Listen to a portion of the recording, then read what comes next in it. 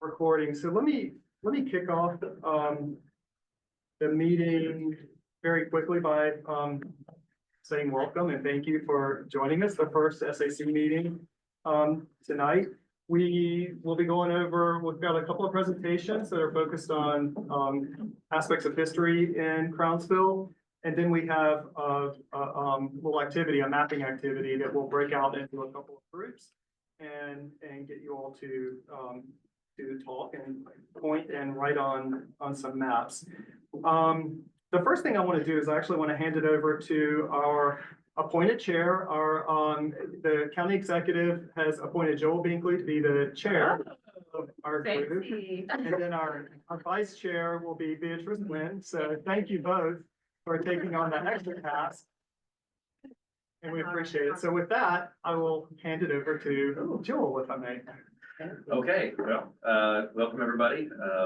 We're gonna figure this out as we go, but thank you very much, Patrick and staff, for the great honor and responsibility.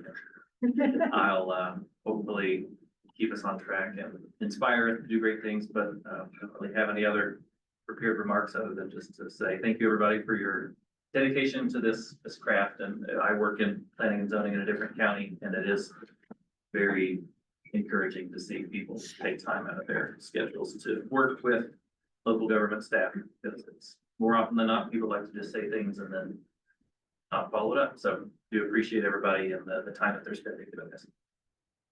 Very good. So the first thing on the agenda would be to actually confirm the agenda. So Joel, if you could maybe call. Oh, is that it? Yeah. Okay, so has everybody had a chance to look at the agenda? Wonderful. Do we have any suggestions, or is there be a motion to approve the agenda as? Second. Wonderful. That's how we do it. Gavel, gavel. All in favor of the approval of the agenda? Aye. Any opposed? The agenda is off. Great, thank you. So I will make a couple of comments. One, as with the kickoff meeting, we are Zooming this and we're recording it. Our owl here will pick up most conversations and such. I do want to say also, just for the record, these SAC meetings, they are primarily work sessions for you all, for the committee, and I'm kind of protective about that. These meetings are open to the public. The public is invited to join.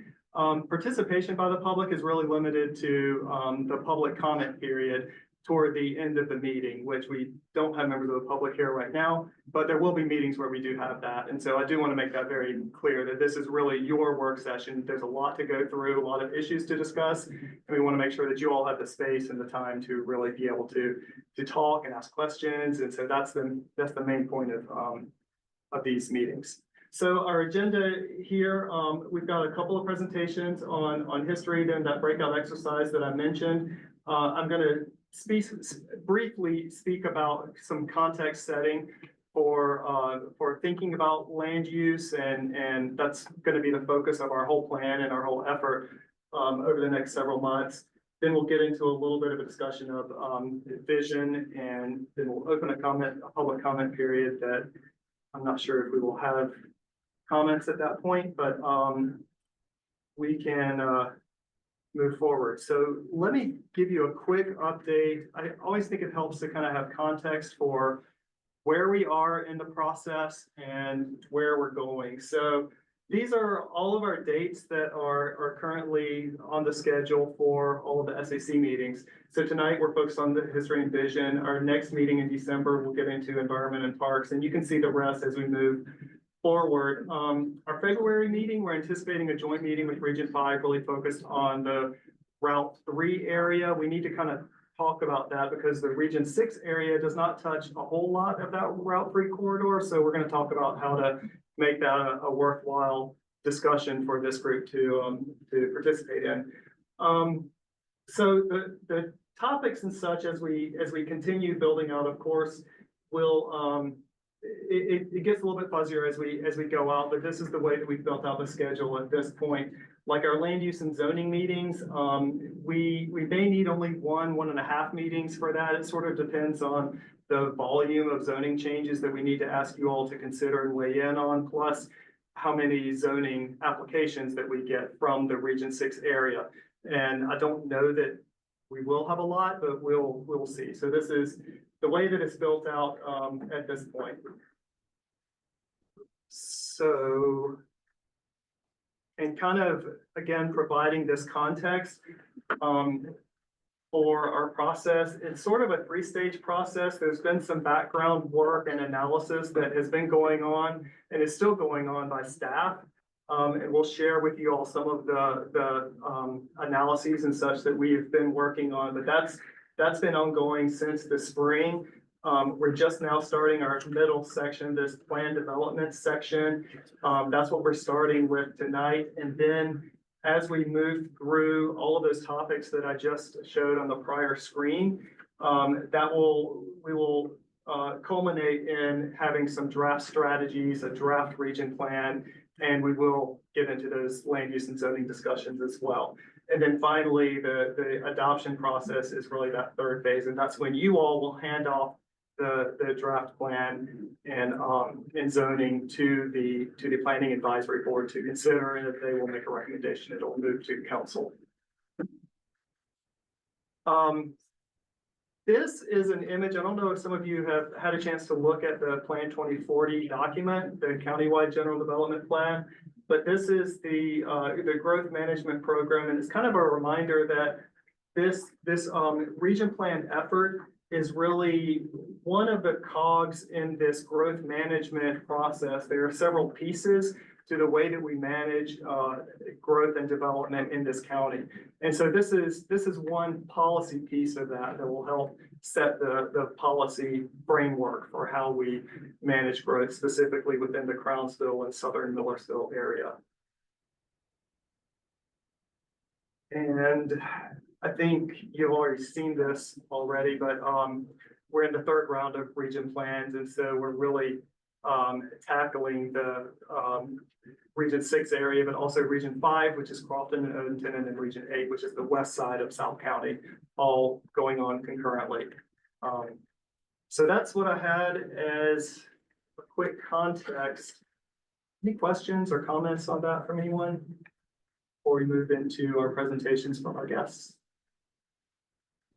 So is what you said, like the reading, is that like your draft of that section of the plan, or? It'll be a big piece of that, yes. Yeah. Obviously it'll be tweaked and depending on some of the conversations and the priorities that come from this committee, but that will be a starting point, yeah. Yeah, and we don't have each other's emails and we can't upload documents to the thing, but I was able to find the old small area plan. I could see some sentences were copied and pasted, but they had a lot more historic sites listed and this really did. Like Walden Hall wasn't on there, so I know they redid the lines, but it might be worth for the history to look at what we did 100 years ago. I can email it to comment. It's not. I was gonna make Yeah, that point. right. Open Meetings Act requirements, we need to not run the risk of having offline conversations and such. So I can put that I can make a note to share that in the drive. So if we ever find something that we think should be shared with others, we should just share it with you. Yeah, please do. And then just ask. And bring it up in the meeting in case I I mean, you could make a subfolder called like committee shared documents, so it's clear it wasn't guys. I don't know. Yeah, how you wanna sure. do it. I thought the map that was in what you sent was a little rough, but if there wasn't anything better before, but I don't know how important it is. Sure. Yeah. Any other comments? Questions? Well, why don't we move on into our history presentation, and I'll start by turning it over to Darren Beverlungen. I'll let you introduce yourself. Hello, everyone. My name is Darian Beverongen, and I am the Historic Preservation Planner in the Cultural Resources section in Planning and Zoning. And tonight I am going to give you a brief overview of the history of the region, because I think it's important to understand how the area developed over time, which can provide insight into how or why it exists the way that it does today. And this is just meant to be a snapshot of the history, because there's a lot of history, a lot of historic resources. So if I don't mention something or don't highlight a historic site, please forgive me. So the region supported a Native American population for thousands of years prior to the arrival of European settlers. Native Americans hunted, fished, and lived along the bay and its tributaries, benefiting from the great bounty of the land and water.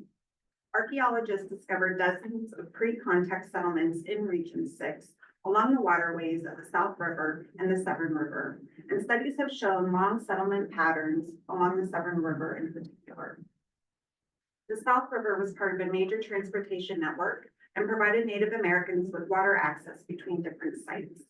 And some of the oldest sites in the county date back to the early Archaic period and are located in the center of Region 6 in the Bacon Ridge area. The first European settlers in the county established a hamlet known as Providence on the mouth of the Severn River in 1649. They soon migrated and settled in the other parts of the county. Access to the Severn River was essential for tobacco and grain farmers at that time, who were located in the rural areas of the region. A tobacco inspection port was established at Indian Landing on the Severn River in the mid-18th century and served as a shipping point into the 19th century.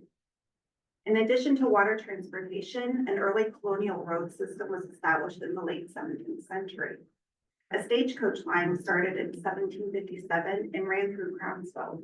It went from Annapolis to Philadelphia and roughly followed the General's Highway corridor. By 1787, the stagecoach line ran more frequently and remained in business until the construction of a railroad in the 19th century. Another early road in the region followed the present-day Waterbury and Annapolis roads and ran from east to west from Annapolis to Frederick through Millersville. The historic 18th century Rising Sun Inn is located near the intersection of Waterbury Road and General's Highway. This tavern was strategically placed there to attract travelers along the stagecoach line, and it was even said that George Washington visited there. In 1781, the Comte de Rochambeau's French army traveled this route on their way to Yorktown, Virginia in 1781. It is known that troops camped near the Belvoir Plantation, that's pictured here on the bottom. It's referred to as Scott's House on the map above. The road was also used as the route Washington took from New York City to Annapolis to resign as commander-in-chief of the Continental Army in 1793. Throughout the 18th century, the landscape of the region consisted of large farms or plantations. In the 19th century, the modernization of transportation had a great impact on the region and its landscape.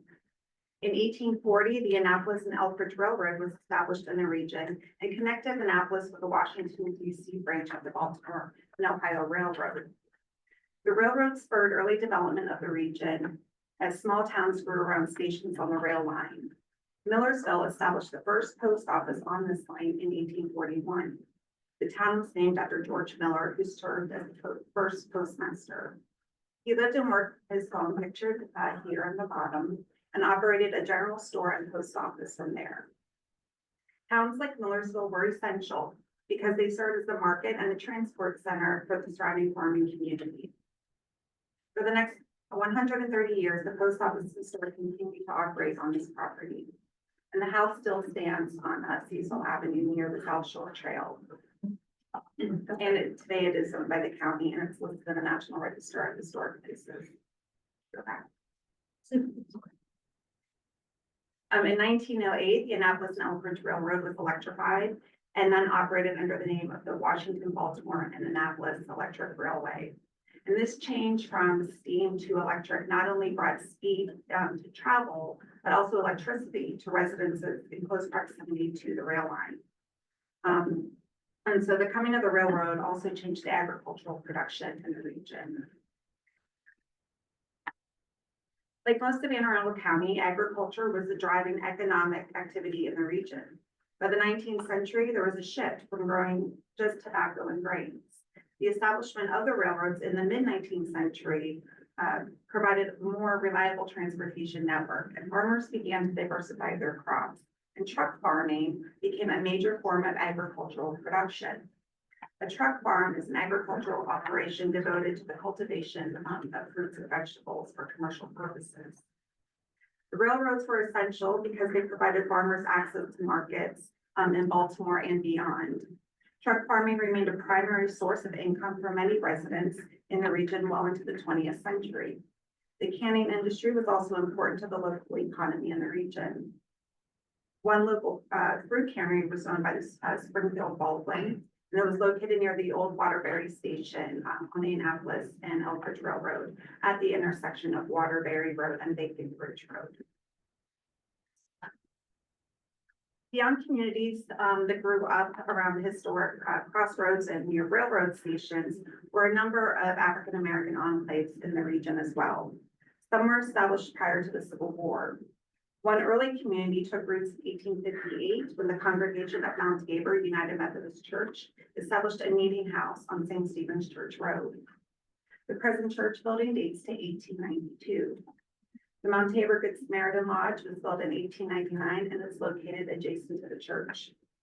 Benevolent societies such as this one were important in many African-American communities as they provided financial and medical assistance during times when other means and avenues of support were not available to them.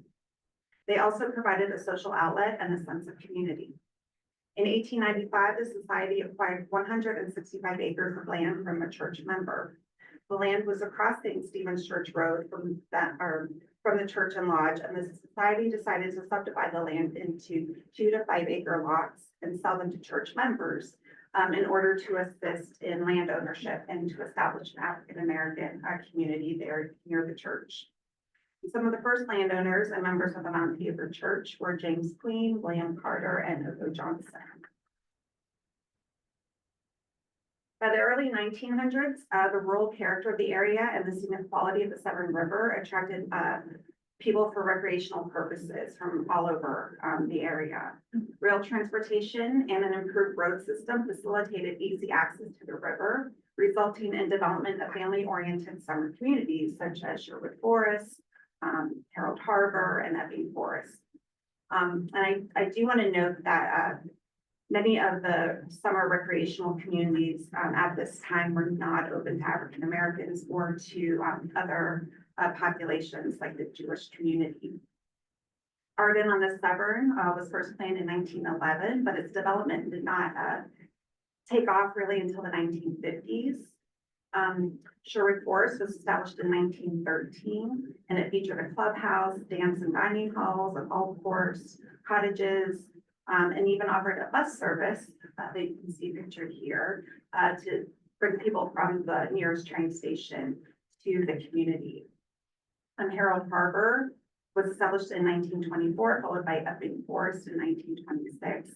And these communities were predominantly private, but Harold Harbor early on did make their beaches public for a period. And they even had, carousel and slot machines and a clubhouse and hosted a lot of other events. And the summer resort communities in the region, they really spurred the early 20th century development along the numerous shorelines in the county. While the railroads brought more settlers to the region, the biggest boom in development, particularly along the General's Highway corridor, happened after the establishment of the Brownsville State Hospital in 1911. The hospital occupied a 566-acre farm, and the original complex consisted of 3 primary buildings: the administration building, a central kitchen building, and the reception building. The complex expanded in the 1920s and then again in the 1930s, though it never kept pace with the expanding patient population, resulting in an overcrowded and understaffed facility. And once the hospital was built, the state paved General's Highway and they straightened it, and they straightened the corridor. The construction of I-97 in the late 1980s also had an impact on the region with the loss of farmland via eminent domain. And it bifurcated communities between Chesterfield Road and Crownsville Road, which forever changed that landscape. The bifurcation also impacted the Crownsville Hospital site, as the cemetery is now located on the western side of 97. The hospital closed in 2004 and patients and staff were sent to other hospitals. And the majority of the buildings on the property have been vacant ever since. And there is a more in-depth history in the master plan, which Mike and Jansen will discuss. So if you want a more in-depth history of the hospital, I would recommend that you read that. This is a Region 6 has a variety of historic resources. And historic resources as defined in the county code include historic buildings, historic districts, archaeological sites, and historic cemeteries.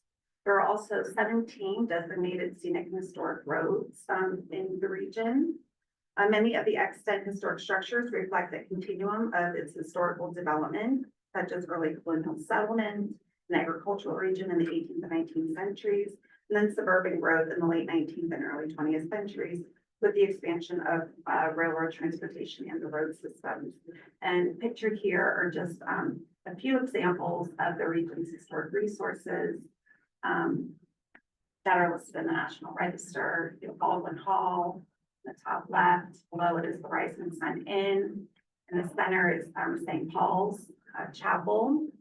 Bunker Hill is in the upper right, and the Ivelhart House is in the bottom right. I want to say though that the historic resources don't just include ones listed on the National Register. My office, we document and record all different types of sites that are locally significant and are significant to the county's heritage. So again, this is just an example of some of the ones in Region 6. And there's also a lot of significant archaeological resources in the region, ranging from early Native American campsites, 18th century plantations, military encampments, and some of the oldest historic family cemeteries in the county. And it's actually archaeology sites and cemeteries that are some of the more threatened resources in this region. The Bacon Ridge area, for example, has a very high potential for intact archaeological sites. However, these public lands are threatened by unpermitted disturbance and repeated looting of archaeology sites by private citizens. Early 18th century family burials of individuals enslaved on plantation sites are among the most endangered sites in the region as well, because they are unmarked.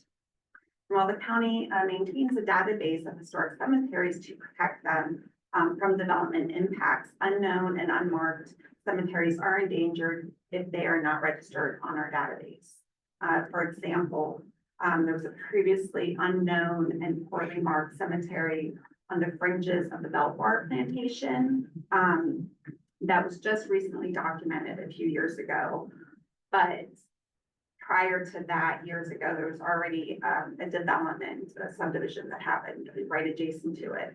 So unfortunately, it probably impacted more of the area around the cemetery than we would require today. Today, we would require more of a buffer than what it is now. So again, we have to know about them in order to protect them. Climate change is also adversely affecting cemetery resources. For instance, observations made at the historic Duval Family Cemetery, which is pictured here, but it's located in the General Highway Corridor Park, demonstrates that the recent and rapid freeze thaw cycles from extreme weather events accelerated the cracking of the tombstones. And this is a problem that we've actually seen throughout the county.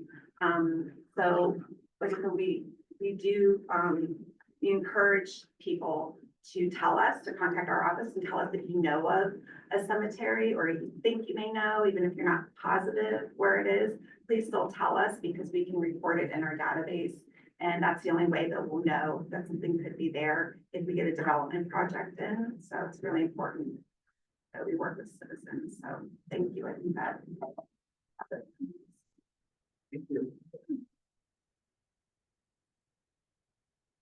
I was gonna suggest if you have any questions, let's hold them. Let's let Mike and Jansen, Evelyn, give their presentation. They're gonna speak about the Crownsville Hospital, master plan. And give you all some of the things that you need to be thinking about in terms of the planning work that they've been doing and how our region plan can support that work, maybe some of the strategies that we need to be thinking about as we consider that large and important site. So I will turn it over to you, Mike. Thanks, Patrick. Yeah, Mike Stroud with DPW. Chancellor Neville with the Office of the County Executive. So we have a short presentation here. It's on the draft master plan. The document is on the website. And I saw today that you guys have your website linked to our website for the draft master plan. So that's great. You guys usually have to put it up there, but you're already connected. So I have a couple of slides. Again, this is a snapshot. It's just to kind of give a taste of the full document, but we definitely encourage people to go to the website and download the full document. So next page. This is kind of our timeline. I know it's hard to see, but it sort of breaks down the last year plus that we've been working on the master plan. We started way back in October. We're in about 3 different phases. The first phase, the consultant was gathering documents, visiting the site, visiting with stakeholders, visiting with the nonprofits, the existing tenants that are there on site, just gathering information. Then they moved into the second phase, which was visioning and planning. And I called it test bidding. They were taking that information, taking the initial feedback that they had and sort of putting things on the map, saying, how would this work over here? How would that work over on the other side? And then during that time, we were also having public meetings and workshops. And then we moved into the third phase, which is what we are in now, finalizing those recommendations, taking all of the input from the public and from the committees that were formed and developing the draft master plan. So that's where we are now. It is online. We're in a 45-day review period. It started last month and it will end the end of November. And that's when we've given the public time to send us their comments. And we've gotten a lot of comments throughout the whole process from the beginning. So our goal is to complete the final master plan by the end of the year, but that may go, depending on the amount of comments we get in that review period, that may go another month into January or February for us to finalize the plan, which will also be posted on the website. And to be clear, it's hard to see from here, but we've had 5 public workshops already. So while there's a comment period, we encourage everyone to submit. Mike and his team they've been having a series of public engagement. We've even had, and it's not even pitching on this one, there was also, there was Affected communities. Yeah, the affected community. We had, over the course of this process, we heard that from many, American descendants of slaves, many, African Americans that live in the community, they were concerned that their voices were not being heard because a lot of the consultants that were utilized, there were white institutions, white consultants, and we wanted to make sure that we were given space to hear from everyone. So we have had a lot of engagement with the community. Most of it's up there, some not even featured, and we will continue to. There's even been, we can go on to the next slide, please. So I went on a tangent, but very quickly, there's no way that we can, in a slideshow, go into the deep history of Crownsville Memorial Hospital. We really recommend that you spend some time looking at the master plan. It breaks down the history concisely and thoroughly. It will take a couple of readings because if you try to read that night, It's long. It's long and it'll definitely put you to sleep initially. But Crownsville Memorial Hospital has long, it used to be called the Hospital for the Negro Insane for Maryland. So it's had a long history of mistreatment of justice. And when Anne Arundel County purchased the hospital and the property from the county, from the state of Maryland, the county executive wanted to make sure that we would create a place that would, one, acknowledge the past, but also find a way to focus on healing, which is why we had so much emphasis around the guiding principles. Those were something that the county executive was very focused on, but also when we listened to the community, many of them echoed those same sentiments. So right now, the consultant known as the Design Collective, along with their some of our other partners, they're working to vision what that transformed space would look like in a way that both honors the past, but also makes place. You'll hear us say a place of healing, but not just in the sense of how Crownsville Memorial Hospital was supposed to be, but also finding ways to utilize the natural landscape, finding ways to make sure that those who have historically borne the brunt of the injustice that occurred at Crownsville Memorial Hospital, find ways for them to engage in meaningful and real ways and not just performative ways. So with that said, the hospital's past is going to be acknowledged with honesty, brutal honesty. And while we want to focus on the experience of those who suffered there and restore their dignity, we also want to ensure that the surrounding land is forever retained as a memorial park. So I know that there were some who were concerned that there will be a lot of housing and whatnot and be developed into a place where you would just have lots of residential. I think when we talk about any residential component, we're talking primarily about short-term rehabilitation in partnership with the mental health work that's already being done there by some of the tenants. So we also want to make sure that the parkland has enough spaces for reflection, obviously exercise. We want to utilize the built environment there. And I don't know how many of you are familiar with, but just to show the irony of these people being viewed as patients, the first, was it 4 buildings? For the admin buildings, yeah. So the admin buildings that we'll go into in a bit, those were built by the first patients of Crownsville. So these people clearly were not insane as they built a structure that's still around over 100 years later. So and then even after, and this is also a little known fact, even after they stopped, maybe they stopped the segregation component of Crownsville Memorial Hospital, they still used to, and then in a new form of indentured servitude, many of the patients were loaned out for pennies on the dollar to do manual labor at some of the surrounding farmland. So when we talk about it's been a place of trauma, we're not just talking about oh yes, we had some bad experiments on people 100 years ago. This is something that persisted up until the point the hospital shut down.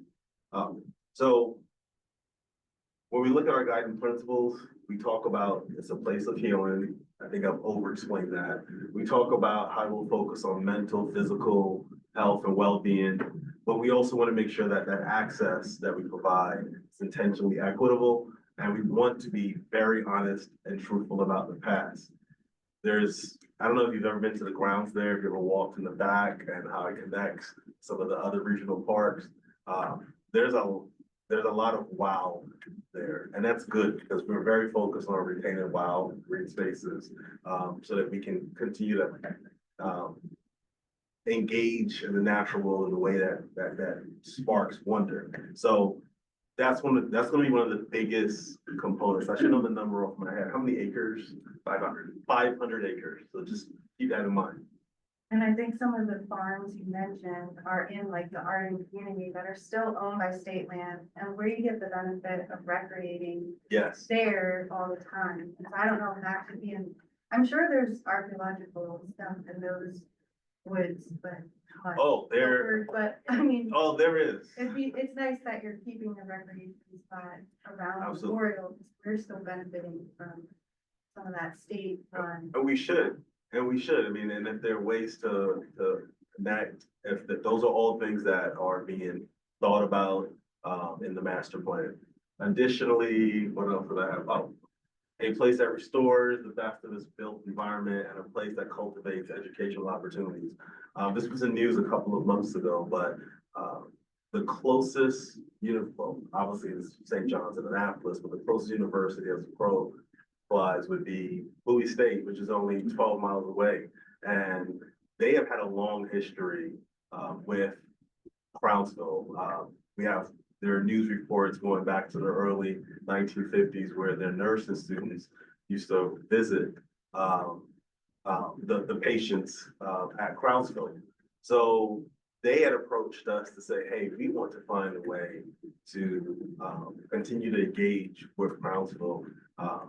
Obviously for them, the benefit is they get to, we don't want to use the word annex campus because it's not that, but they have an opportunity to like continue to work on Brownsville, going back to even a decade where, they had a class. A lot of the work that we are now continuing actually began with Bowie when they had a class, where they did a research project on Brownsville. They then went to the Maryland General Assembly, and advocated around Brownsville and making sure that because it was still owned by the state at that point.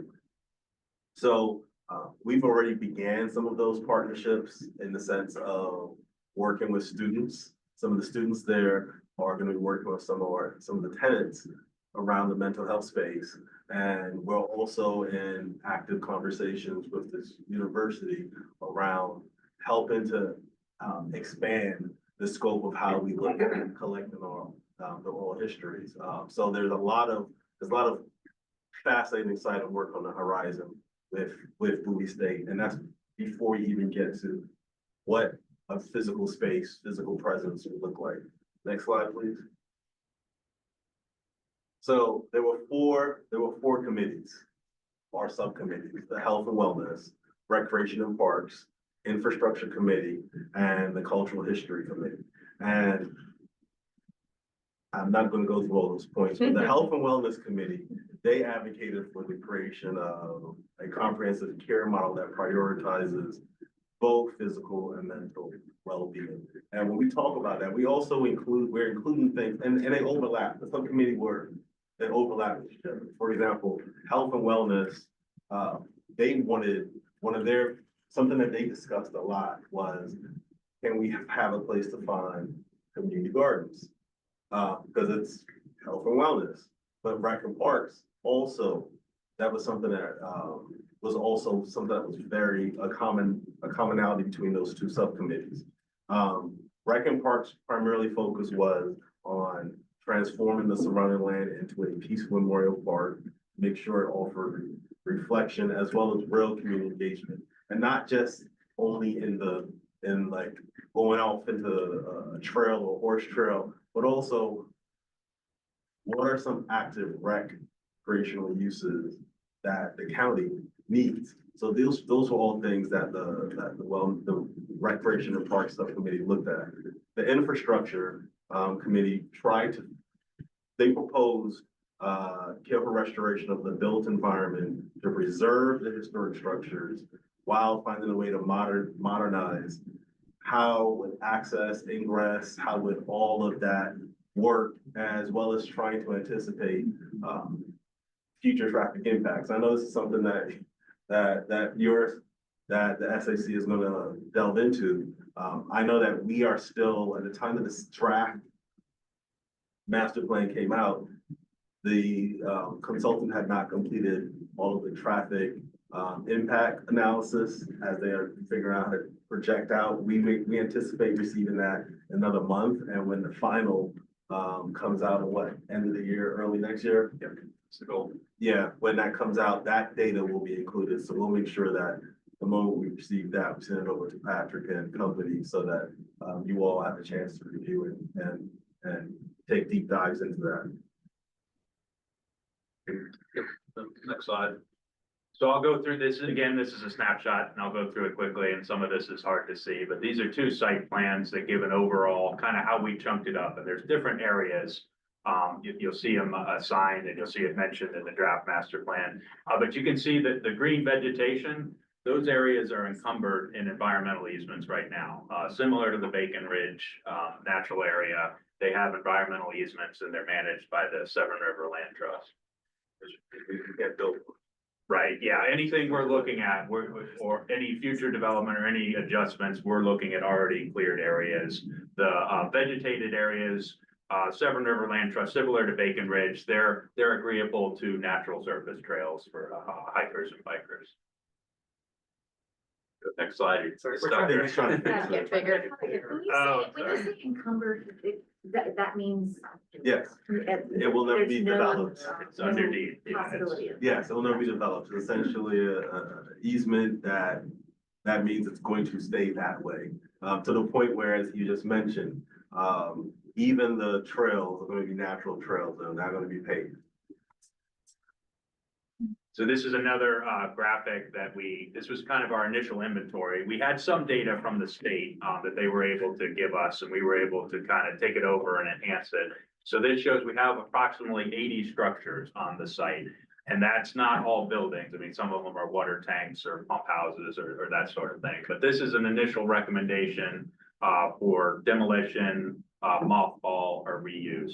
And it's the initial list of demolition items are kind of just the worst case scenarios. Some of them have already fallen over on themselves. It's not necessarily a demolition, it's a debris removal. But anything we do there, we're gonna work with the Maryland Historic Trust and Jane Cox's group at OPZ and gather any artifacts or anything that can be reused in new structure, that sort of thing. Is there a high level timeline? I know you said the plan is going through review and comment now, but like it's approved in 2025. Everything's expected to be done by 2035. Like, is there a high level timeline? There's not, the final master plan is going to include a proposed phasing plan, like do these first. We know it's gonna be generation. It's everything we're going over here. It's not gonna be a couple of years. It's gonna be several years in the future. So the final master plan will have a recommended timeline for phasing plan. Part of that is appropriations too, right? Yeah. Yeah, I would all have to go through budget cycles. Always about Yeah, I know. Yeah. If the traffic impact report comes back and it shows some high impact in certain areas, are there ways to change the plan? I mean, it seems like you've already got the plan and now we're doing the traffic impact report. It seems like a little backwards. Let me clarify. So even in the current draft master plan, we use traffic impact analysis from some of it from early February 2024, early this year, as well as some that went back a few years. And part of the reason why we said we were waiting was because we didn't have the Renaissance Festival, which is typically the biggest source. So we actually, That in 97. yeah, I didn't do it. But that was studied, this current festival, this year's festival was studied to ensure that, to see what variation from prior year's festivals, in terms of uptake or in terms of the impact. So I wanted to clear it from the moment I said it, I was like, I just want to be very clear. We have looked at traffic impact, and remember, there are already uses on the current campus. Whether it's the food bank, whether it's their state government offices already on this campus. So you have, and then you also have rec fields that are being Soccer. utilized for Yes, soccer, et there's cetera. a big difference between those and this plan. Well, Well, it used to be actually- the biggest employer in that area. Right, I mean, I it used to just- be a lot. I understand. It just seemed when you said it, Yes. said that And I'm glad you asked that question. we're getting a little backwards. No, it's actually not backwards, because again, we've already looked at some of that impact. We just want that data to be like Yeah. current. And remember, this stuff is gonna be phased in over a period of years, and some of the things that what I call the lowest hanging fruits, those are the ones that, again, the use is already there. For example, Maryland, the food bank. Right. If that's going to ultimately be in another location, you already have ingress and egress that's coming to the campus for that. You already have ingress and egress and traffic that's coming, for some of the active rec use that's already on the campus. And so the level of intensification, if you were to add commercial, that's where you would have significant upticks in constant Or a lot traffic. of school buses, because of tours coming to show people things and, yeah, so, yeah. I get it. That's, Okay. I hear your point, and I remember you from the first day of the SAC, but no, if you're doing a field trip, no, it's fine. As someone, in my commute at work, I volunteer and I lead out on it's the Howard County Conservancy. And I can tell you that the setup is not that dissimilar, but any field trips that occur there, they always occur after rush hour. So just keep in mind, like, there would not be field trips in the sense that would be coming to Crownsville, like during rush hour those are things that have to be taken into consideration. Someone else had their hand raised. Just a question in terms of, the plan, imagine is ready, all the analysis is ready to go. What are the kind of implications of the risks with the change of an administration in the county? Because it's like, all this great work has been put into place. There's a lot of input from the community. And I would love to hear your thoughts about what will guarantee that the next administration will continue forward with this project after the community got engaged? Yeah, no, that's a great question, and I suspected someone would answer that question.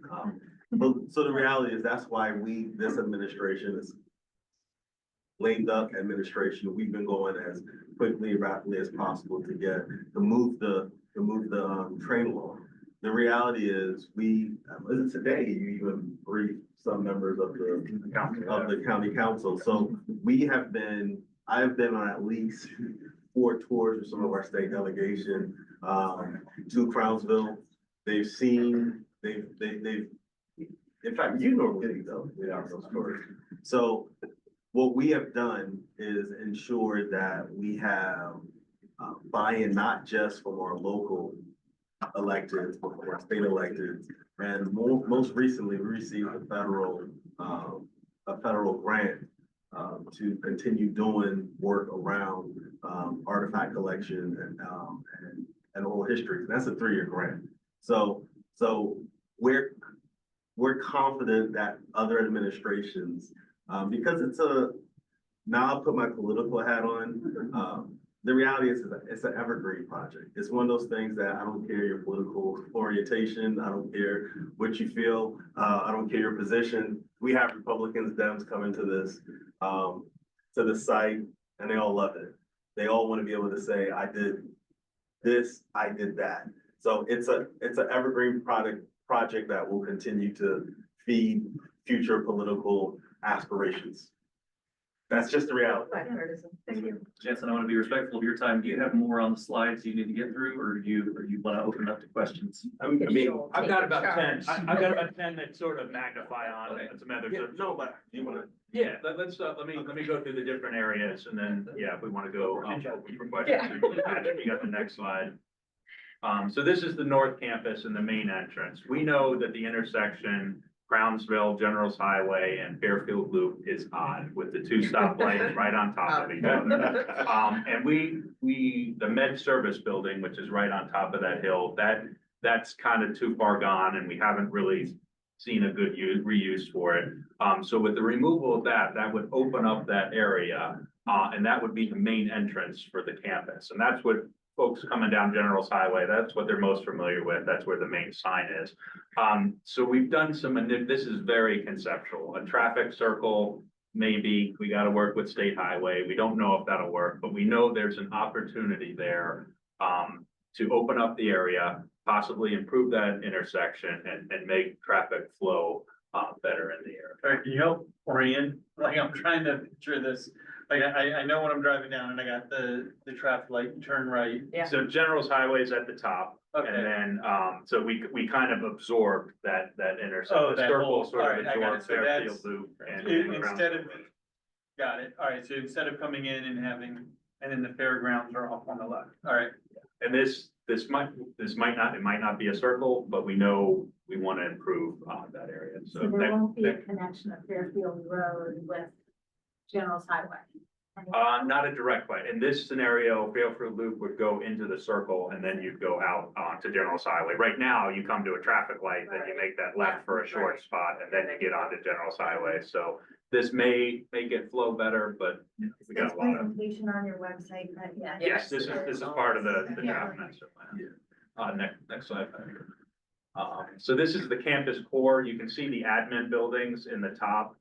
We envisioned those are encumbered under a historic easement. The admin buildings were not allowed to demolish or do major renovations to the exterior. The Maryland Historic Trust has that easement. But we envision a kind of a grass amphitheater, not very large, and maybe a small exterior stand for a small gathering. It would just be a grass type of amphitheater on there. Next slide. This is the admin complex, as Jansen was mentioning. We do have a space, possible conceptual for Bowie State. And then we do have a museum. That's been a big component. A lot of folks have mentioned, having a museum to tell the story. We think the admin building is a good location because it's prominent there in the front. You don't have to go far deep into the park.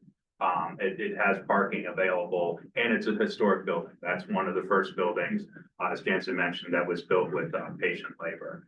So this is a conceptual. There's a lot of space there. There's a lot of square footage and we did not. We got a small chunk of it, just with these admin buildings, then a little bit in the Meyer building, but there's a lot of square footage that we envision just mothballing for now, shoring it up better.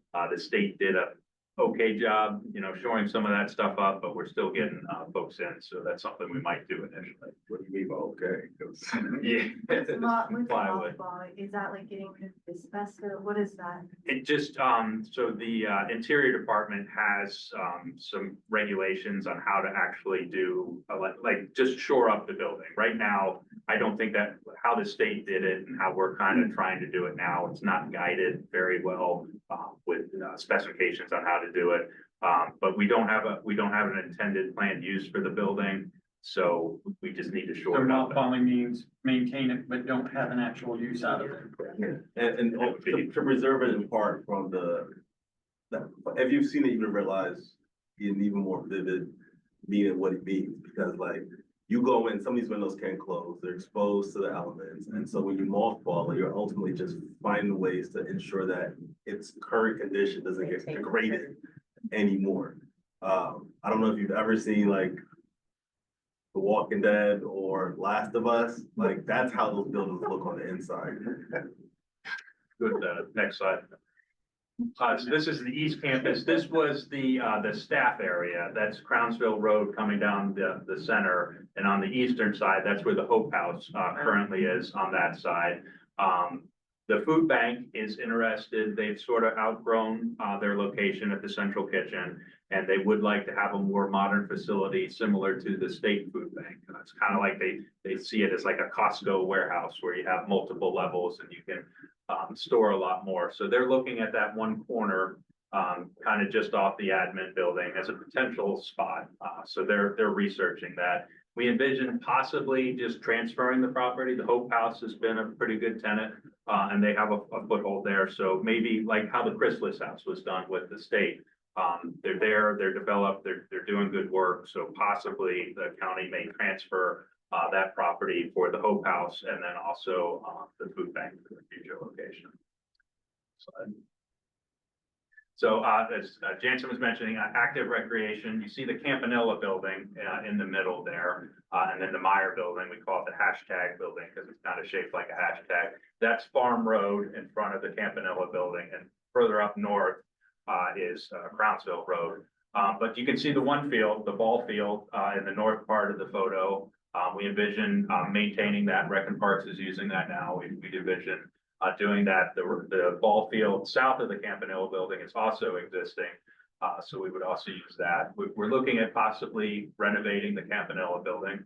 Because that, as the hospital property, they used that. That was their multi-purpose building for the patients for recreation. There's a stage in there and a gymnasium.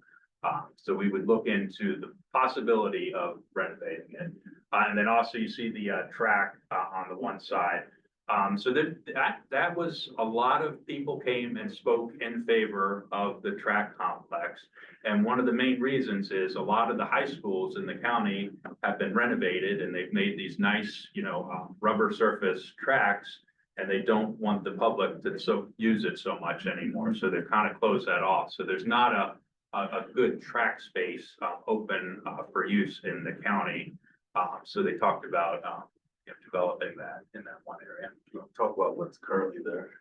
Yeah, so that's a low spot. It is mostly clear, but it's a bunch of trailers. I think at the end of the hospital, when they were kind of ramping up, they brought some trailers in, similar to schools, how they do that. And there's a bunch of mobile trailers and a couple of other storage facilities. But it's mostly clear and it's at an okay grade where we wouldn't have to do too much grading to put the track complex in there. So this is the South Campus, includes the Meyer Building and then the patient cottages, which are in the far south part of the campus. We don't really at this time have a intended use for those cottages. They're in okay shape. They're masonry buildings, so they're pretty sturdy. But we just don't have anything laid out. In the Meyer Building, we did anticipate possibly a veterans family center clinic, a small footprint in there, and then transitional housing. When temporary transitional housing, when we met with the nonprofits, the Hope House, Pascal, Cadencia, Chrysalis, they all mentioned it's great when our patients are here for their treatment, we have control and that's great. But when they go to that next phase, which is ultimately going to go to their, full release, we would like to have a middle ground where they could go to some sort of transitional housing and then leave and go into the public. So we're looking at the Meyer Building is in decent shape comparatively to the rest of the structures. So, next slide.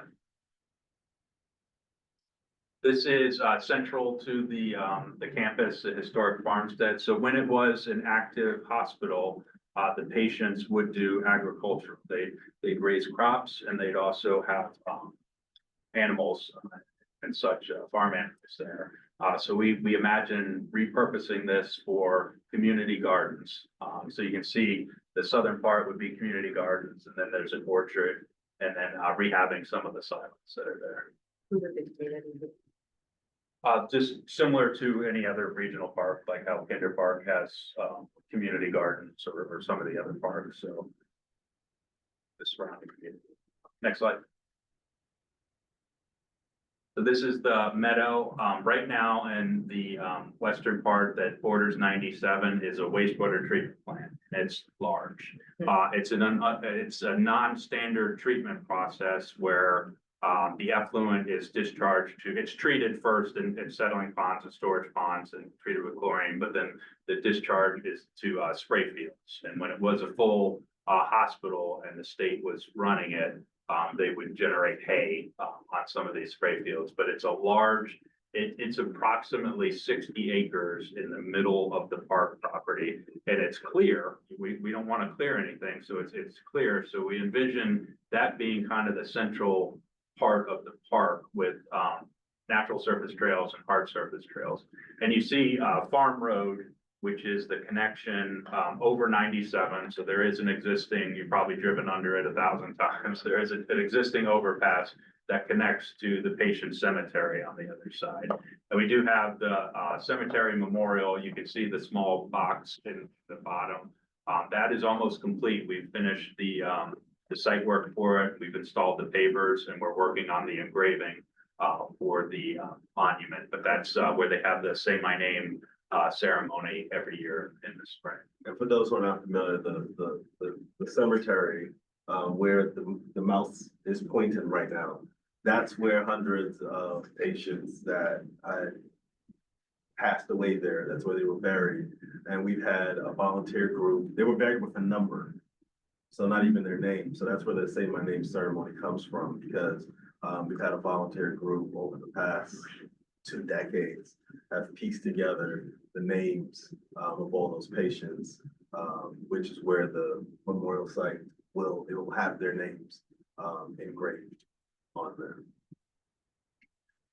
Next slide. So again, the forested area on the western side, we envision natural surface trails and hard surface ADA compliant trails.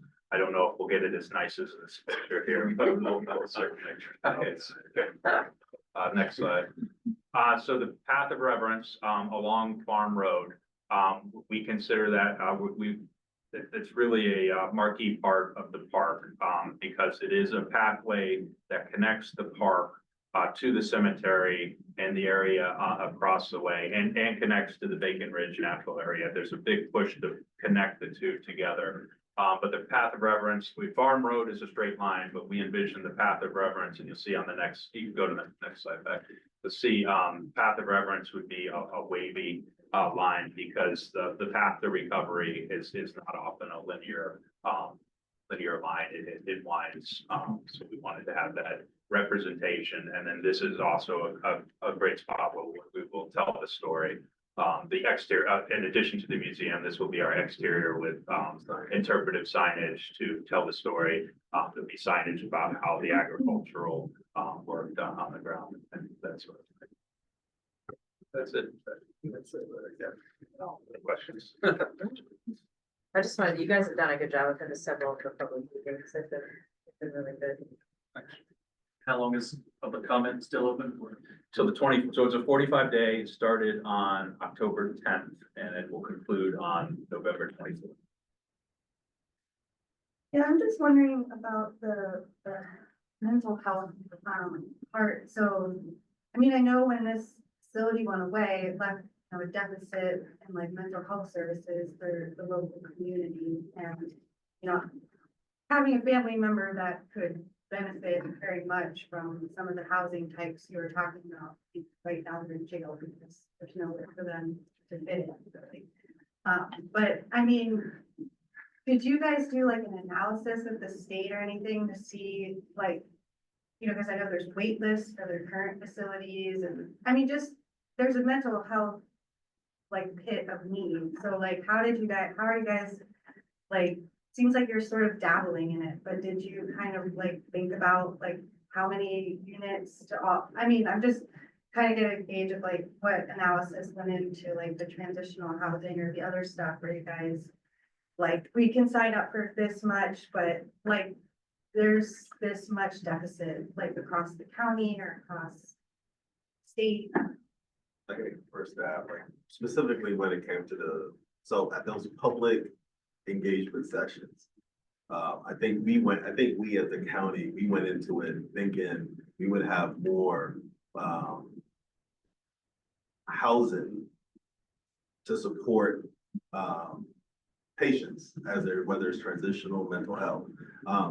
We did not have a large appetite for the scale we initially imagined. So there was some scaling back because if we're going to continue to have this type of project long, you're definitely going to need community buy-in. We already have Mike's mentioned some of the mental health partners that we already have working on the property. And so we wanted to make sure that their work continued. We expanded on their work and that maybe we have more outpatient. If anything, we're looking at expanding outpatient treatment. But in terms of like, even as we went through this slideshow, the one part at like any public session that we always get a lot of feedback on, I kind of like grimaced, was when we started talking about the transitional housing. Because if you know that campus and you go back and you see those dormitories that were back there, it could provide for a lot of transitional housing. But I guarantee you that many people in the, well, not I guarantee it, I know, because we were there at the public Yes. engagement, that they're not about that life. No, At I all. leaned over to my husband when you said it and I was, oh, this is the part that no one else is gonna like. I think it's exactly right. Like, I mean, I don't Commentary. think people want it or need it till they have a loved one that needs it. No, exactly. And when you No, I feel get very it. alone when you have that, but then you say, oh, well, my aunt's like that.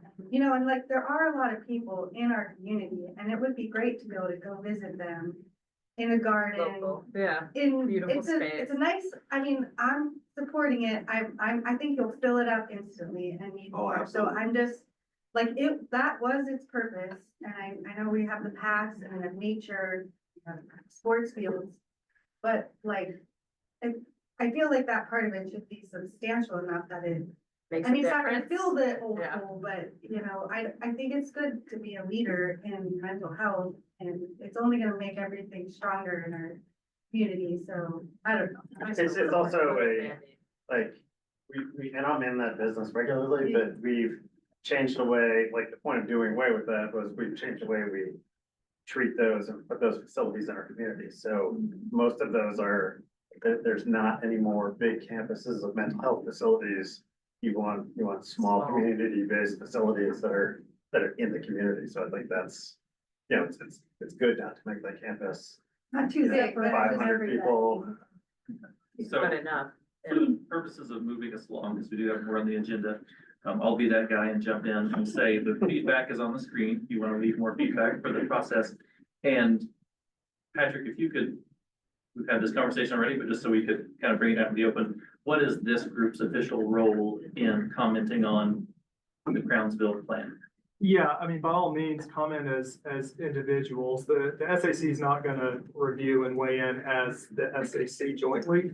But by all means, I think you should be engaged and familiar with what's being recommended so that when we get to our land use and zoning discussions in particular and our strategies, you can help make sure that we are setting up this, this master plan for successful implementation. Is there any interaction or connection between the South Shore Trail? Isn't that going through that area? Yes, so, it is shown in the draft master plan as an alignment. The alignment's somewhat in flux. But we do have that now that the county owns that property, we do have the opportunity to kind of bring it through, a big chunk of it. So how the exact alignment, That's comes why I together. just wanted to make sure it was, Yeah, Part of the plan. it's in there. What is the gist of the traffic situation? Not that that's a big use. I mean, you can see from what we've gone over, nothing there is a big, huge, and maybe some single events, or things like that, or as mentioned, a school group or something, but it would be. Not during rush hour. Yeah, it's, similar to a regional park, it'd be, like the other regional parks in the county, we envision, but it would be, slowly ramped up. We're gonna start with a couple of some easy items we know we can do initially is the trails, the hiker, and mountain biker trails, because they're already in Bacon Ridge. They just want to connect to, the Crownsville area, have more. So that would be something initial, and then we'd start with something else. So we'll be able to kind of keep an eye on it. Let's take one more question. Just a comment, I think that, this kind of like time for commentary from the public and the community, it's a great opportunity to raise concerns, like the one you mentioned, try to engage. I would say, I don't know if that's our role, but at least talk about with our neighbors, with our friends, with people that we know, so that way they can provide also comment, and it's because, yeah, truly, there's a space for all of us, regardless of our, personal, challenges, situations, is like where we can share comment, and I think that this is the time, because otherwise nobody will know about it unless we say something. So I like the fact that there's a space, and good to know that it's until November 24th. 24th. So before Thanksgiving, we have time to provide comment. So, Is there protection regardless of appropriation, change of the funding, change in administration for the work that we're doing here? Is there risk in rezoning that part of Region 6, or is it protected against commercial zoning? So to be clear, that's a great question. there are so many easements that are on that site that it would not, even if it was sold to a private developer, it would not be something that would be attractive for development, whether it's residential or commercial. So yeah, with the Maryland Historic Trust easement of those, administrative, that admin quarter, that's, nothing would ever happen to that. And then I would say close to 3/4 of that entire property is under environmental easements. So, How's the lacrosse stadium gonna go in then? well, but again, Next coming out. so and I almost wish that question had been answered for that slideshow because now it makes more sense when you have his slideshow up. The areas where we would have the field, one, it's flat and it's already been utilized. Are you talking about the lacrosse stadium that was several years ago? Proposed, yes. Proposed several years ago. Oh, I like 10. No, I thought you were but I was saying. Right. Oh, no. I don't know exactly how they were. But that I've gets to your never point seen of like, if that was gonna site plan. potentially go Well, that was through. before the state transfer though, I think. No, Yes, it yes, was, that but I was didn't know several when the years. easements were in, cause if they were in back then, I don't But, get but how. remember, there's still a lot of areas that have been, and it's impervious that we can figure out ways to do some sort of reuse, by I mean, there's a lot of buildings that are failing on their last legs. And you remove that, you could put a lot of things there. Again, based on public feedback, based on the level of engagement that we did not want, we knew that we would lose the community. And I also want to say, Jasmine, I'll take executive privilege to do that. Like, as someone who has had family members deal with mental health, who sometimes are going from hotel to hotel, and you sometimes feel like you can't even help them because you have your own family to take care of. Trust me, I hear you, which is why, as like Beatrice, yes, as she mentioned, it's important to use your voice as a resident in this community, to make sure that that perspective is shared, so that it gives the politicians and their staffers maybe some direction and the will, because absent that, those voices get drowned out.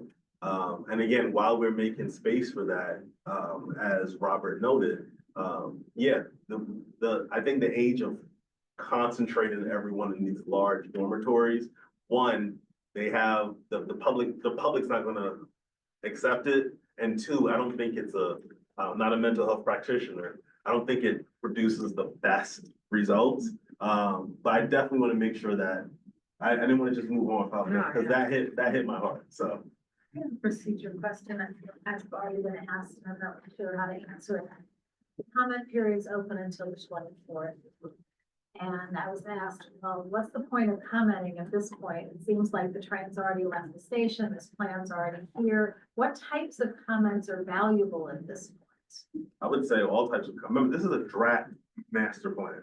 So we've had so many levels of public engagement. Right. And this draft master plan reflects a lot of the engagement that we've had.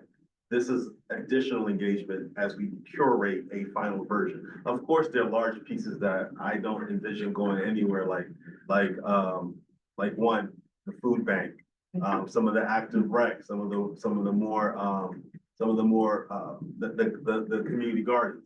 Those are things that overwhelmingly everyone wanted. The finding ways to preserve and tell the story of the past, and to include the museum. Those are things that are not going anywhere. So But things that are part of the vision, Yeah. guiding principles are ones that are pretty sacrosanct. I want to say that, yes, they are pretty sad ultimately, but So basically, if they're gonna comment, they should comment on how, smaller implementation of it. or even how those bigger things get implemented, Okay. in terms of if you see some undue impacts, if you see something that maybe, as the county and its consultants looking through everything with rose-colored lenses, if we're missing something, and I'm assuming that you would have concerns about traffic I've impact, had like, so many make sure. people already asked, mention it to me. and I No, was like, again, that's the biggest I don't- concern. I That's don't the really biggest know what to concern. tell them about this traffic circle, because they keep talking about this traffic circle as being a scary concept, because they've seen how people use Fairfield Loop to get around General Have they Skyway. been here? They're everywhere. I know. So basically, I just wanna know I wanna tell them at some point, at this point, don't bother bringing that up because they already know. No, but Or should I don't tell think it them, go hurts. ahead? I don't think, you want to make sure that everyone understands that whoever's building this ultimately knows what the community wants, and what the community doesn't want. But as someone who was born in Barbados, I can tell you that I love traffic circles. They work. At the school. Okay, Americans, nobody. That's the problem. I know. Don't know how to use them. I know. And wait until people stop coming around the circle. It's so funny. Well, I think there's there's the issue of like the So- perception and Right. that the public, Right. and I work in the public sector too, so no one's gonna be happy ever. Exactly. But it's like, we heard your concern, we did this study, the science tells us that, it's like, it's not that they're concerned of being ignored, they're being studied, so, Yeah. I mean, I think as long as it's, I won't ever tell them Transparent, they'll be but- ignored. That No. was never gonna be the intention Right. at all. And I wanna tell them where to focus. is all I It would sounds like there's been multiple rounds of Yeah. input, and so Exactly. it starts off vague, like we need better transportation, and then somebody proposes a roundabout, and then if more people say absolutely no roundabout, then they can adjust it, but it has to start off with a more vague, Exactly.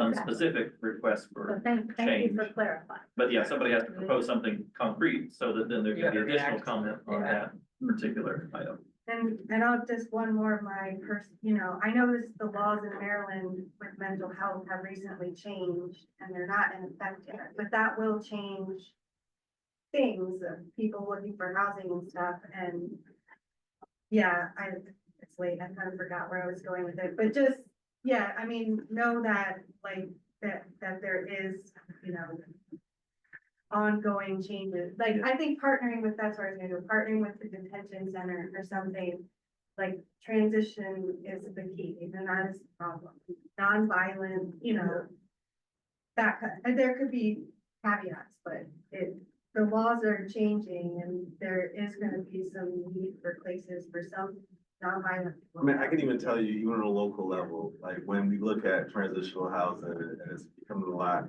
you're finding ways to allow it. I mean, the issue then is because we're allowing it in residential spaces where you have established residential communities and you sometimes get pushback from that. But that is from my opinion, a more humane way to deal with it. So I don't know if that's what you were talking about. Yeah, I mean, they might not be able to go back to a family member because there's not Correct. enough care, but yeah, so there is, yeah. So to summarize our group's role, we won't officially make a Region 6 stakeholder advisory committee comment on the Crownsville plan, but as individuals, feel free to push that out to all your circles of influence before the 24th. Yes, yeah, and you will be making forest plan land use recommendations, Yeah. and zoning recommendations, and so that's why I thought it was really important to have the two of you come and kind of talk about what the master plan envisions, so that you all can be thinking about some of the strategies and recommendations that we'll be making further down the road. So at this point, I guess if you have other questions, I would invite you maybe email us at region6@aacounty.org. We can share them with the team and get any further answers. And with that, though, thank you all for taking the time to come and talk. You guys haven't read that book, Badness? Yeah. It's intense. I wanted to take a quick minute. We're running a little bit behind time, so I'm gonna go kind of quickly with this.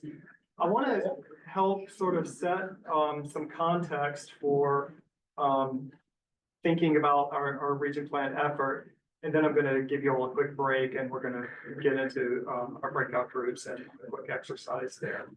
But I wanted to talk about, I talked about this a little bit during the kickoff, the development policy area map. So this is an overall policy map that it was adopted with Plan 2040.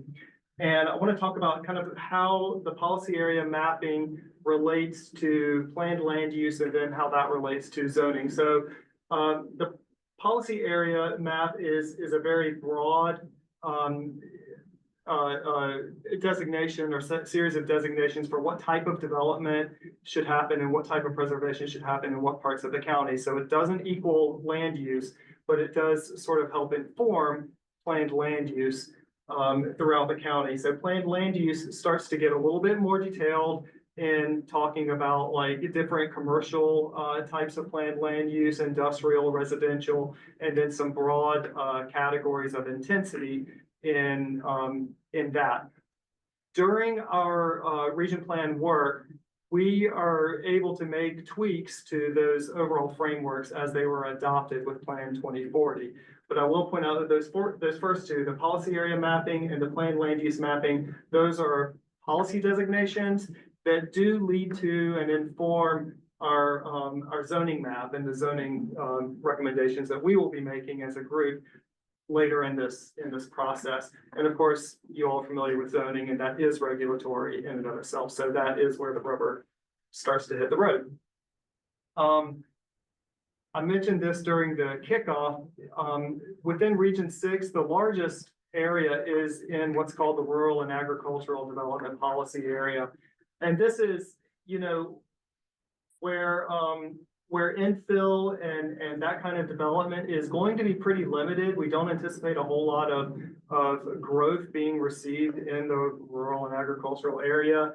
A lot of investment would be more to protect the rural and agricultural heritage, our farms, that sort of thing. We do have, so this beige area down in the bottom right, that is our neighborhood preservation area. Those are more of our existing neighborhoods. It can include local commercial and local industrial uses. Development in this area is also somewhat limited. Infill needs to be pretty similar to the type of development that is already in place. So some residential neighborhoods that may have a vacant lot may expect another house to go in similar to the other houses, but probably not a whole lot of intensification within those areas. We do have a little bit of what's called our critical corridor area. There are a few properties along the Route 3 border on the far western side. So we will get into that. That's where some development that includes improvements in multimodal types of mobility. So we will have an opportunity to delve into that a little bit. So that's what is existing in Region 6 currently.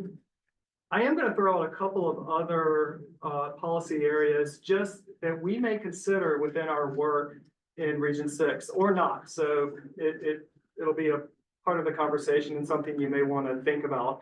We do have what's called a village center policy area overlay, and this acts as an overlay on top of the other underlying neighborhood preservation or rural and agricultural policy area. We can discuss this in more detail later, but in general, these are little nodes of walkable and pedestrian, slightly, mixed use areas, but they're sort of at a lower intensity, an intensity that is appropriate to whatever the surrounding area is.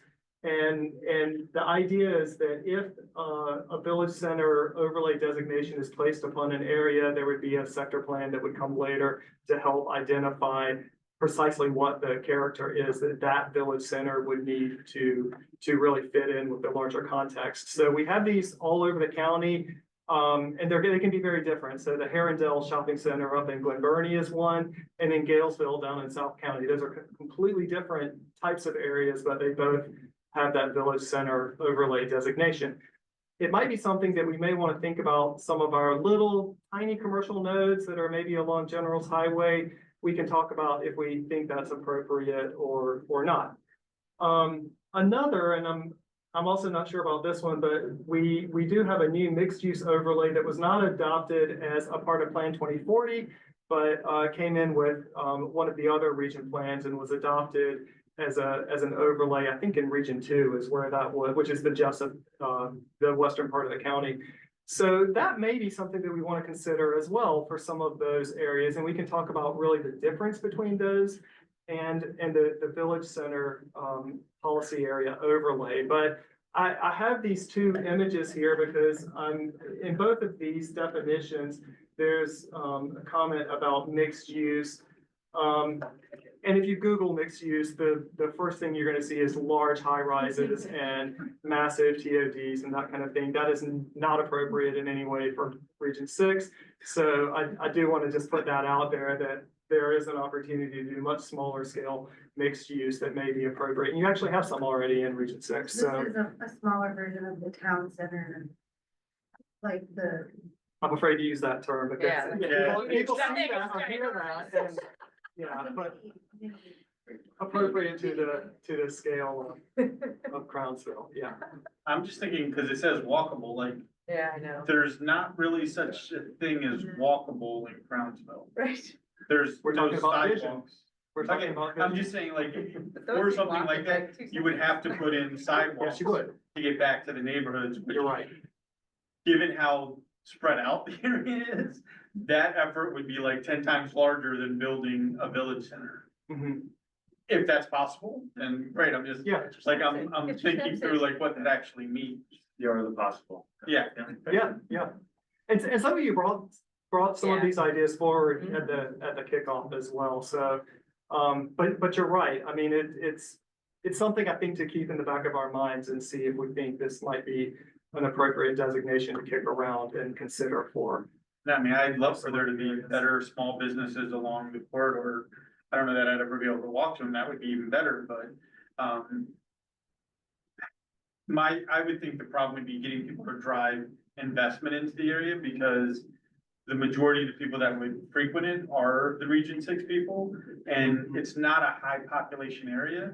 There's like maybe 2 high population areas, and even those I would consider like small towns.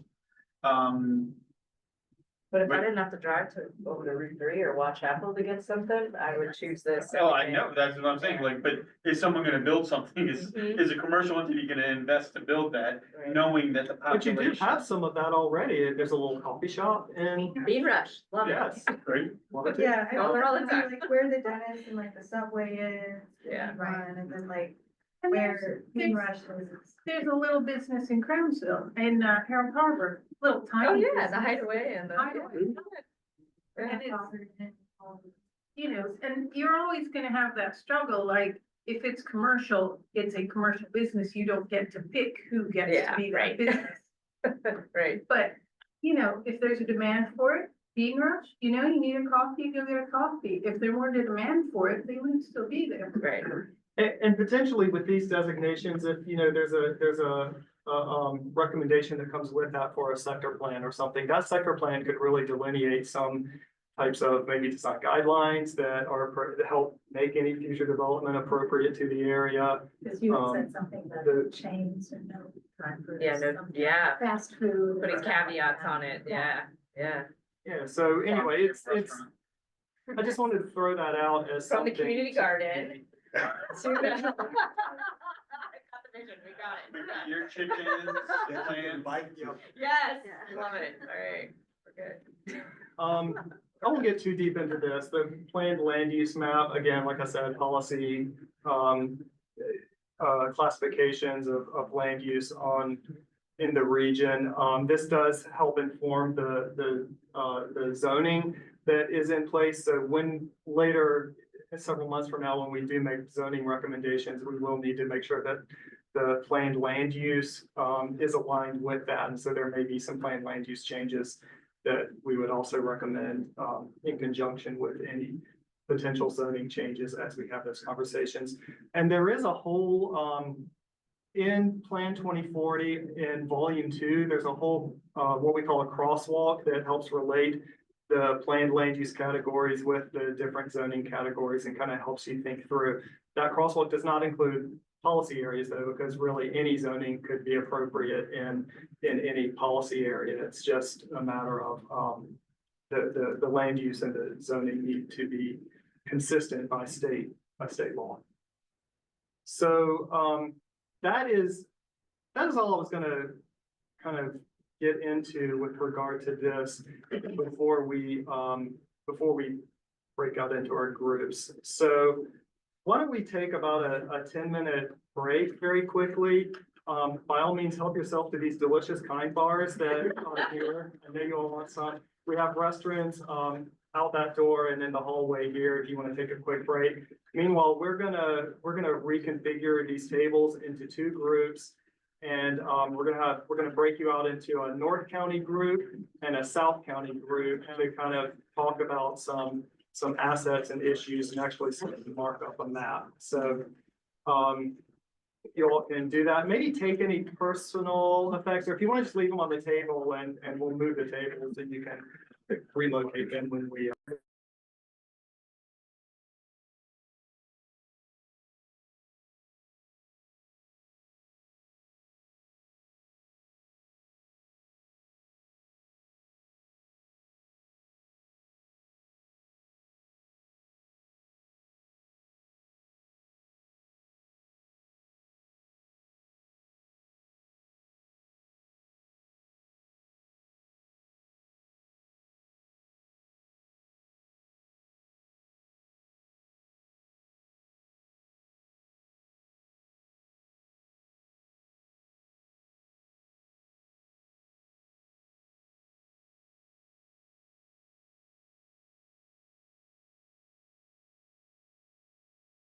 Kind of just All right. quickly give the highlights of some of the things you all talked about. So the main thing was get rid of the bicyclists. Oh, Okay, thanks. So, one of the big things, so I'd say it really broke into three main topics.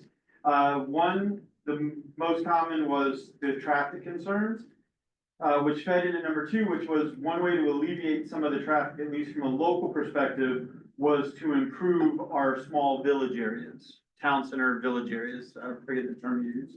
don't say town center. Village, the neighborhood community locations where we can get together to buy local goods. So there are 3 in the south area, 2 are already populated with some shops that people like Mean Rush, don't know why. But other people were concerned about the look of some of the shops. They do look rather run down, some of them look like more Roach Coach than Pleasant Restaurant. So if there was a way to do like neighborhood grants to help them fix up the outside a little bit. Okay, like That- facade improvements, okay. Yeah, that might help encourage additional investment, but being able to control what that investment was as much as we could. There's also an area down near Route 3 that has some commercial areas, but it's primarily like, I think there's a bike store, an outdoor grill area. There's already 1 or 2 restaurants in that area, but there's also some unused commercial land down there. Being able to drive some investment into that area was of interest to people. Finding ways to reduce through traffic for people that don't live in the communities was a big topic area, both in Baldwin Hills and back in near the river. And then I think the last one we spent a good amount of time on was the access to the river for people that are not in the water privileged communities. So only people that live in basically Arden or Harold Harbor or 1 or 2 others actually can get into the river from our area. So like I'm 0.3 miles from the river, but there's nowhere for me to go to put a kayak in the river. So even finding like an area where 3 to 10 cars could park and, you know, put kayaks in the water would be a huge improvement for a lot of the people. Anything I'm missing? Well done. No fast food or drive-through. But I said having control over like drive-throughs was a big concern because it would just bring traffic and not bring commerce to like, we want like our community shopping areas to be places where there's a parking lot on one side and then you can walk through like the village center and, you know, interact with people and shop, not just drive, create traffic. Small business. Yeah. Farm to table was a big. Yes. Yes. Okay, great, thank you. Nicely done. I'll try and, I guess environmental was kind of the theme, but we obviously, both teams went all over the place with recommendations. South Shore Trail, of course, major thing, huge environmental benefit. If people can get out of cars and have alternate ways to get around. And besides, just it's recreational. Along that path, it kind of follows General Highway. So we talked about like having down at 415 Crownsville Road is kind of the southern end of our district, and it's already a kind of a little commercial hub. And that would be great for like something that would attract kind of anyone from anywhere, because it's already a through road to get to other places, so people are already going past it. So it's the kind of place where a lot of businesses could succeed. And not necessarily for our community, but just a commercial area that contributes to the county. And then for the village, sort of village center, we were looking at the area around where Bean Rush is, or maybe like the corridor between Bean Rush and Lourdes or the post office, that kind of area. Sort of developing things where people who live here would benefit, not necessarily attracting things from other areas, just something local, like the stuff that people who live here would use. And we also talked about, it's off the map a little bit, but again, the village, the village area like Harold Harbor and Arden, where you could have, specifically Arden, where you've got like lots of recreational sports leagues and stuff, and you've got a fairly big population there. If you had a small commercial area that helps the community, like the Hideaway in Harold Harbor, they would get loads of business evenings and weekends from all the sports. They would get loads of business from the people who live there, who could just walk to it instead of getting in a car and driving somewhere. And environmentally, that would keep people out of their cars in the community a little bit better, because they would have something nearby, near their home, instead of having to get in the car and drive out. Other stuff we talked about, the traffic, of course, the Trail to Waterworks Park, parking's not great for that, and there's no way to walk there really. So like having a better parking situation for people who want to use that park would be helpful. We talked about the possible commercial use of a couple of buildings along 450 at Waterworks Park, kind of not knowing what that could be. But again, it's on 450, which is kind of a commercially zoned place, kind of already developed nearby with commercial stuff. Let's see, did I miss anything? The fire training center, definitely, it's a newish kind of thing, we just don't know much about it. It's kind of a concern, like if they have a burn building, or if it's heavily used by like a lot of different fire departments, or just our fire department. Their houses not too far away, are they gonna be impacted if they're doing exercises on that piece of land? There's a lot of potential environmental impact, maybe mitigated because it maybe used to be a landfill, so maybe it's already got issues, but the big thing is like kind of the neighbors nearby, having houses nearby, and kind of, we need more information about that, is what we talked about. Honeysuckle Road, kind of narrow, a little bit spooky to drive on, but it is, there is. No, I know. It's haunted, it's haunted, right? Yeah.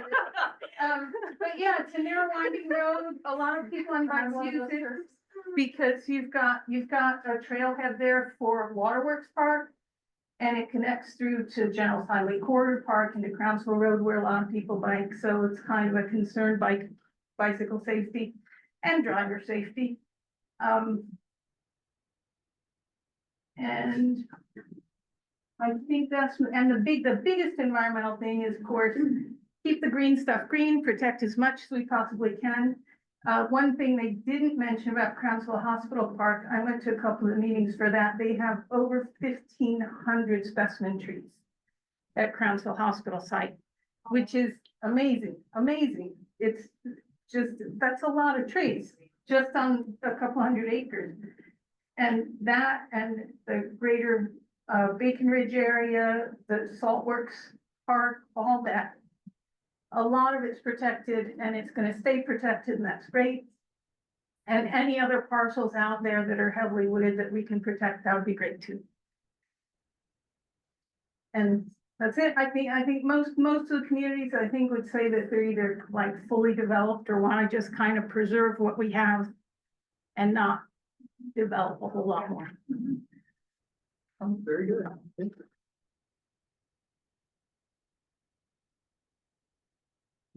At this point, I'm gonna hand it over to you, Desiree, if you want to take a few minutes and just kind of kick off the vision statement. Sure. Yeah, so one big thing we will need to do is sort of develop a vision statement for our plan for our region. So this is really, should kind of give direction on where the region is headed. So it's, can be kind of broad, but it's a key element of the plan to sort of act as like a guiding principle for the themes we want to implement in this plan. So it's kind of we write it in a way that we have achieved the goal. So we write it in a tense that, you know, the community will have this. So it's a goal that we will achieve over the course of the planning horizon. So it shouldn't be too long. It should be kind of concise and short and achievable. So this is something what we've done in the past, I guess if you want to give that, I can give that example from Plan 2040. So this was the Plan 2040 vision. It's pretty concise. I don't need to read it out for you. You can read it, but some of our previous regions we've worked in they've wanted to encompass a lot because there is a lot we want to cover. And so it's kind of up to you guys how verbose you want to get. But we, in the two regions we've worked in, we did develop a subcommittee to develop the vision statement just because it can be a very tedious wordsmithing process to do with a large group. So, and before I get into that, I think a big part of this too is not only representing, you know, what you guys in the room think and feel, but also we've done some kind of community surveys already, this visioning surveys that we have some results from. So we did want to go over some of those results with you guys to give a sense of like what we're hearing from the community in general and what are the important themes from the public too. So we'll want to incorporate those in the vision statement as well. But then we can talk about subcommittee, I guess, after that. Sure. And Maddie, did you want to go over the Quick overview. Yeah. Very quick overview. So we have our survey, our vision survey open to the public between October 1st, November 1st. We have. And it is the same survey that you all Yes. took individually as the committee, so it's the same. Yeah, so we got the same questions. We had a little bit over 400 people respond. And all of this, we're working on a summary report, and we'll get that out to you as soon as it's ready. We're sort of collecting and analyzing data right now. But these are results from all of the 400 plus folks, you guys who responded to this. So there are sort of different elements, the overarching themes. There was pretty overwhelming response, broad interest in maintaining the rural character of the region, concerns about environmental conservation, water quality maintenance. Go to the next slide. You can see there was like over 80% of folks were really interested in that. As we get down sort of more into the land use, that's when we started getting a little bit more mixed response to what housing development and growth should look like, particularly on what housing options in the region should look like and how they should develop. And then that was too fast. Sorry. Go back. Oh, can you go back? I'm sorry. And again, all this, we're gonna get Okay. this to you all in Got it. a summary report, yeah, so that you can sort of digest this a little bit more. These are just very preliminary, like, data that we put together. More than half of respondents supported small business growth in the region, and looking also more at agricultural preservation. People were like pretty interested in that. You go down to transportation, broad interest in roadway safety improvements, congestion relief.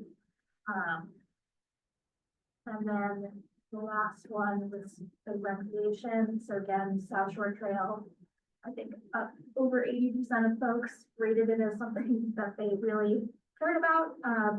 And then a little bit more mixed on the new parks and recreation facilities. Then next meeting will be focusing We'll have Eric Gaston come and visit, and talk a little bit more about parks and Vision. So just to close the loop on that, we're thinking that a subcommittee might be useful for all of you if you think that's a good method. And essentially we'll pick however many, 3 to 5 of you, probably 3-ish. If you have a special interest in kind of working in a separate meeting, we will help facilitate that meeting and come up with a statement that then we can bring back to the larger group. And then hopefully at that point, it'll be a little bit easier to wordsmith. If anyone has interest, It seems the- like from what we just talked about, it's like we want to preserve and we want to enjoy like what we're preserving. So like marrying those things, so like preserve the water, preserve the forest access to the trail. But then also with like, I'm trying to think of this is like the late night, but it's like the small business, like intelligent commerce areas, but like Community focused small business. not gonna do traffic, not gonna be Dunkin' Donuts, not. so it sounds like you want to volunteer. Yeah. Does it have to be consistent with what this is, or that's what my question was? So It should reflect it, right? I mean, if that's the community's, this is But I for mean, the those whole words, but- county, yeah. and so ours would probably be more specific and targeted to Brownsville, and so, This is region 6, right? no. Yeah. Yeah, Yeah. this was, Yeah. oh, sorry, I'm looking at my slide, Yeah. you were talking about. Oh, Land sorry. Mission Statement, I'm sorry. Yeah. These results were for Yeah. region 6, Yeah. I mean, I think that honestly, everything I heard, just mentioned is what we both just mentioned, right? Like smart investments, preserving access while not taking away the beauty that we want to give access to. Not locking it away for just us, but not making it wide open to where we're just flooded with people coming to enjoy the nature to the point where we. Turn can that no into longer the enjoy mission statement, that's it right there. So you now have 2 people. it. Yeah, I'm gonna stop talking, I keep getting volunteered. I know, right? It's funny, the one that's the most mixed was the housing one. Yeah. Yeah, and one of you mentioned, it might have been you mentioned, here, what we heard from the public and how we incorporate that. I think a challenge that we all need to kind of think about is who are we not hearing from? Our planning efforts, Right. we do our best to try to reach as deep into the community as we can and make sure that we're hearing voices that typically have been excluded from planning processes. And I would challenge you all to do the same thing and try to think about those folks as well. And, how that gets reflected in the vision statement, I'm not sure, but our strategies and such also, we're gonna wanna think about that as well. Are we free to like, Put our finger on the scale. in other words, like I have an HOA meeting in, I think early December.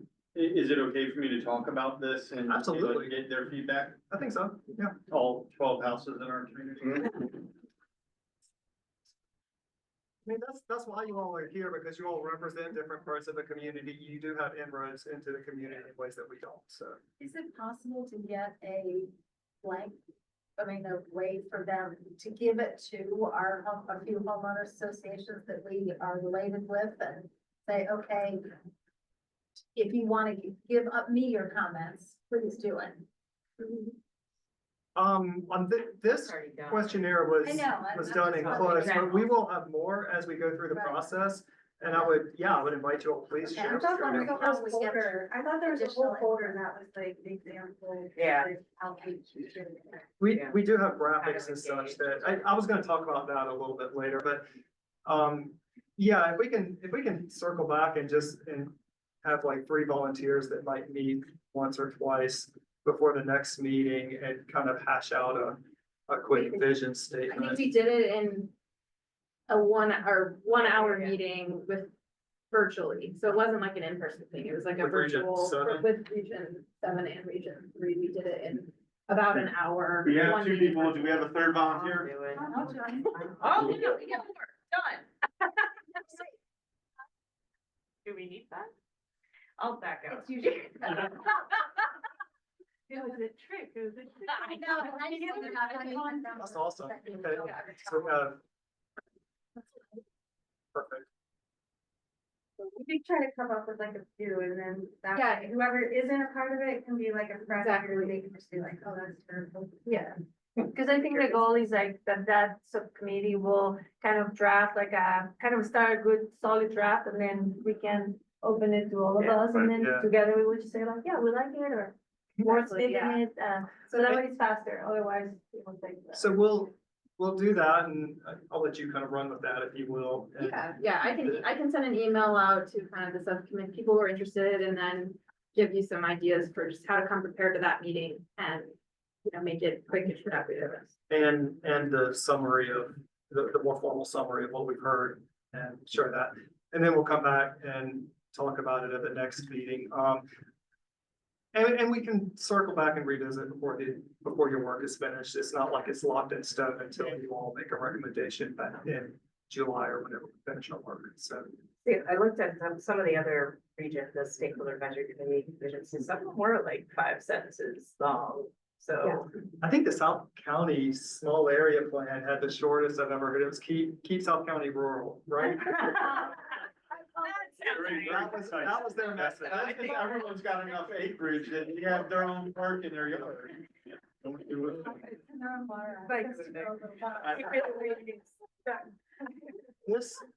This would be the point in time where I would ask Joel to open a public comment period, but we don't have any attendees virtually. We don't have anybody from the public now, so. special. I don't, Not I yet. know, wait till the word gets out. She's The like, first meeting. the last meeting when we opened it up, there'll be 1,000 people I know. criticizing everything you did. if I can briefly tell you all about some of the next steps. And just things that are going on. So applications for a zoning change, those are open so that property owners or agents representing the property owner can apply for a change in zoning through December 16th. Again, I have no idea how many we may expect from our region, but that is something that you all will need to look at all of those and weigh in on them as we get into that in the Do we spring. have, I think that's like kind of a confusion. It's like the comprehensive plan first and then the rezoning. But like, it was kind of confusing, like small area and how, so you're not making a final decision on zoning until like we're done on our part too, like, and then. You all are gonna make, yes, so first we're gonna go through all those topical discussions. Out of that, we're gonna have a region plan with a number of specific regional strategies that will start to address land use, and we will have a planned land use map that accompanies that plan. But then in conjunction with that, we're going to have a zoning conversation. We're gonna propose revisions to the zoning map, and you all are gonna need to assess every application that comes in and make your recommendation on that. Some of your recommendations you will agree with probably most of you would agree with what FBC recommends. Some of them you will not agree with us, and some of them you may not even come to a consensus among yourselves, and that's fine. It's important though for all of that to be recorded and passed along to ultimately to the council to be able to weigh in as they ultimately adopt that zoning map. But so the two kind of work in tandem. By state code, we're required for the planned land use and the zoning map to be consistent with each other. So that's what this exercise is all about. I'm very curious to see how many applications there are because there's not a lot of. Yeah, I am too. But keep in mind, anybody can apply for any change in zoning on their property, and we make Yeah, it. I've some heard may some, be like some neighbors wild, wanted to some go more commercial, like they wanted to do their own business on there, yeah, so they were trying to get it commercial. So anyway, that's gonna be, we'll be accepting those applications through December 16th. Our next SAC meeting will be December 10th. We don't have a location yet, so obviously Arlington Echo, we had hoped that that would be the place that we could meet. And that fell through, as kind of next at a higher level than, I don't know, anyway, so. How do you really? That's feel? why we backed into this space here. That's why we backed into this space here. We could continue using this space if this works for you all. Otherwise, if you all know of any spaces within Harold the Harbor has a region. community center. Yeah, so does ours, yeah. How about the establishment? Well, this was a 25-minute drive for me because of 97 and the traffic. Yeah. So I can make it work. you should take General's Highway and get around. If you all have contacts in any, like, Yeah, for any of those Harbor. community rooms, remember, our meetings are open to the public, and definitely when we get into our zoning conversations, we will have a lot of members of the public come, so we need to be able to accommodate. I don't think either of 50 or so. Like the Baldwin House. Baldwin's not available Tuesday nights, the scouts are meeting there, so that was our first go-to. We do have technology, I mean, this space is very easy for us, because we can just plug right in and go, but we do have a screen and PowerPoint, and can bring our laptops, At least there's Wi-Fi, good we food can around here, so. make it work. It's a good spot. Yeah, Yeah, and also thinking about that for those conversations where public will attend, like a public space where they can enter, but also they can park, and then there's like a public building, if, just also for safety reasons. Yeah. and that jogs my memory too, we did also try one of the schools, and that ended up not, the space isn't great, because somebody has to be out to let people in Yeah, throughout the the meeting, door, it's so. very. That's what we're, so if you all have any ideas within the region, and contacts in any of these community I think houses. we decided the community centers are too small. Yeah. Okay. Because it would be tight for this, let alone the public. Do we feel comfortable with this as a space? We could also move around, so we could do this next time, and then Vote if to have this something closed? comes up, we could, if y'all have ideas, just let us know, okay? I just wanted to put that out there. So for now, plan on this unless there's a better option. I think so. If you all know of something, let us know, and we can look into it. I was just gonna throw this out there. I think somebody brought this up at the Yeah. kickoff already, but you all probably know this. They are accepting comments until this Friday, so if you are interested in weighing in on that, please do so. Anything else for the good of the group? I should let Joel maybe run it out for us. I still don't know what my full responsibilities are. Does anybody else have any comments? Okay, hearing none, do I need to formally, I do planning and zoning. meetings all Motion the time, so I- to, motion Does to, anybody need, anybody want a motion that we end the meeting? Motion to adjourn. There we go. Second. motion to go to the bar. And- Okay, the ayes have it. Well,